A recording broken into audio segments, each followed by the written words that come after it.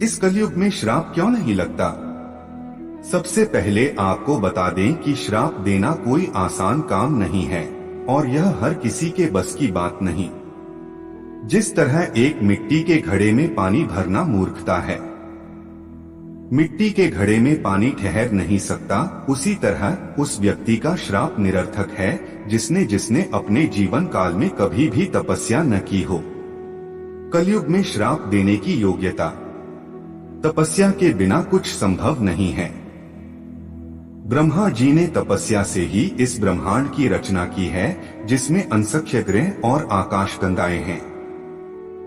तपस्या के बिना कुछ सार्थक नहीं हो सकता। तपस्या से हर चीज मुमकिन है, लेकिन तपस्या हर किसी के बस की बात नहीं होती। वीडियो में आगे बढ़ने से पहले हमारे YouTube चैनल जीवन ज्ञान संगम को लाइक सब्सक्राइब करो, कमेंट में जय श्री राम लिख दे, आपका कल्याण ही कल्याण होगा।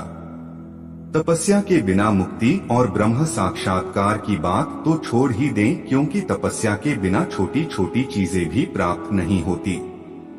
जो भोजन आप खाते हैं उससे शक्ति प्राप्त करना आसान नहीं है। अनाज को पहले सूर्य की किरणों में तपाया जाता है, फिर पकाते समय रसोई में तपाया जाता है और फिर पाचन तंत्र द्वारा तीसरी बार तपाया जाता है, तब जाकर भोजन से शक्ति प्राप्त होती है। अगर आप कच्चा अनाज खाएं तो आपको उससे शक्ति नहीं मिलेगी, और अगर आप ठीक प्रकार से पका हुआ भोजन खाएं लेकिन आपका पाचन तंत्र सही नहीं है, तब भी आपको उससे वो शक्ति प्राप्त नहीं होगी। भोजन में इतनी शक्ति है कि आपके सारे अंग और यहाँ तक कि आपका दिमाग भी भोजन के जरिए काम करता रहता है, जिसे 25 से 30 वाट प्रति घंटे की बिजली चाहिए पड़ती है। लेकिन इसे बिना तपस्या के प्राप्त नहीं किया जा सकता। वैज्ञानिक ऐसी कोई व्यावहारिक मशीन नहीं बना पाए जो अनाज से बिजली बना दे। जो लोग इस सत्य को नहीं जानते वो बिना तपस्या किए बड़े बड़े काम करने में यकीन रखते हैं। इस तरह के लोगों का लक्ष्य होता है बिना तपस्या के पैसा कमाना, और वे जुआ खेलकर सारा पैसा खो देते हैं। जुआ खेलना एक महापाप भी है, इसलिए बाद में जुआ खेलने से संबंधित नर्क भी उन्हें जाना पड़ता है। श्राप देने की योग्यता का समीकरण, अर्थात आपको केवल जिंदा रहने के लिए ही तपस्या करनी होती है, फिर बड़े बड़े काम बिना तपस्या के कैसे हो सकते हैं? श्राप देना उन्हीं बड़े कामों में से एक है। आपने जाना कि श्राप देने के लिए तपस्या करने की आवश्यकता होती है। अब बताते हैं कि कलयुग में श्राप क्यों नहीं लगता। इसके लिए आपको जाननी होंगी कुछ बातें कलयुग के बारे में। कलयुग का भयानक रूप। वैसे तो कलयुग के बारे में आप जानते ही होंगे। कलयुग को कलह का युग कहा गया है। 4 युगों का वर्णन सनातन धर्म में हर जगह पाया जाता है। ये 4 युग हैं सतयुग, त्रेतायुग, द्वापर युग और कलयुग। 3 युगों में सात्विक वातावरण होने के कारण साधारण लोग भी भगवान की भक्ति करने लग जाते थे। बाकी सब युगों की तरह कलयुग में भक्ति कर पाना आसान नहीं है। यहाँ जन्म लेने वाले लोग जीवन भर कष्ट भोगते हैं। इस युग में राजा अपनी प्रजा का शोषण करते हैं, धर्म ग्रंथ लुप्त हो जाते हैं। इस युग में बड़े भयंकर युद्ध होते हैं और अकाल पड़ते रहते हैं।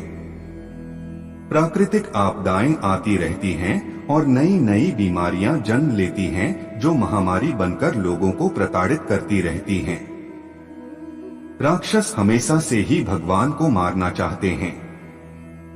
राक्षसी स्वभाव वाले लोगों का ही इस युग में बोलबाला होता है और वो स्वयं भगवान बनने का प्रयास करते रहते हैं।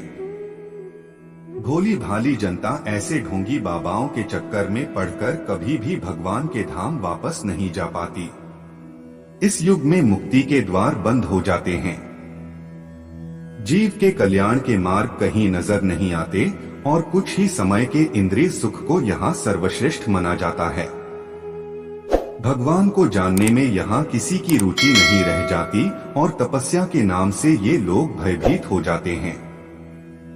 दान इनसे दिया नहीं जाता और यज्ञ ये केवल दिखावे के लिए करते हैं। इस तरह यह निश्चित ही निम्न गति को प्राप्त करते हैं।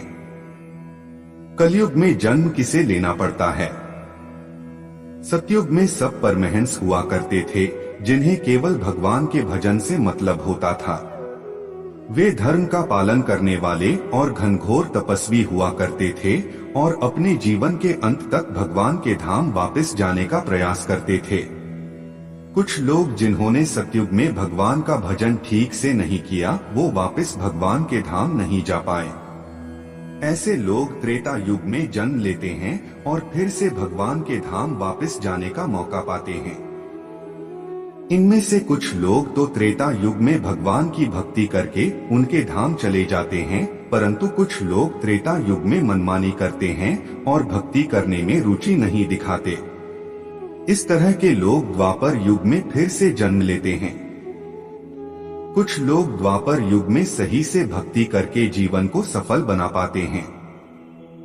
वहीं दूसरी और कुछ बदमाश लोग जो शास्त्रों को नहीं मानते और अपने मन से ही कर्म करते रहते हैं, वे द्वापर युग में भी भक्ति नहीं करते। ऐसे लोगों को जबरदस्ती कलयुग में जन्म दिया जाता है। कलयुग में श्राप इसलिए नहीं लगता। कलयुग के बारे में पढ़कर अभी तक आप इस युग के लोगों की हालत जान ही गए होंगे। सत्य, दया, पवित्रता और तप ये 4 धर्म के स्तंभ हैं। कलयुग के लोग इन सद्गुणों का आचरण नहीं करते, अपितु इसके विपरीत जुआ खेलते हैं, हिंसा, व्यभिचार और नशा करते हैं। केवल उस तपस्वी का श्राप लगता है जिसने जीवन भर धर्म का पालन किया हो।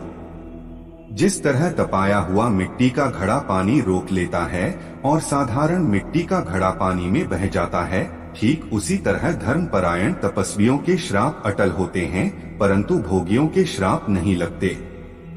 कलयुग में धर्म का पालन करने वाले तपस्वी बचे ही नहीं हैं और जो हैं वो सामने नहीं आते। इसलिए कलयुग में श्राप नहीं लगता। आज के लिए बस इतना ही। मिलते हैं न्यू वीडियो पर। जय हिंद, जय भारत।